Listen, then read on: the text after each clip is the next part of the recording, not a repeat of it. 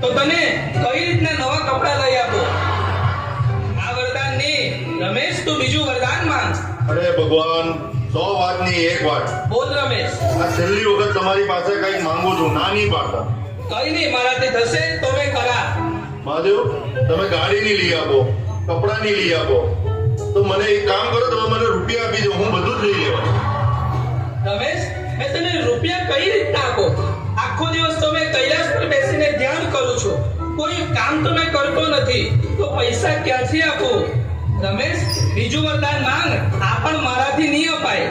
ભગવાન, તમે આવી વાત ના કરો. તમે બધાને કઈ ને કઈ આપો છો, તો મને પણ કઈ વરદાન આપો ને. રમેશ, એક સમયમાં મેં બધાને બહુ બધા વરદાન આપેલા, ત્યારથી મેં બધાને વરદાન આપવાનું બંધ કરી દીધું છે.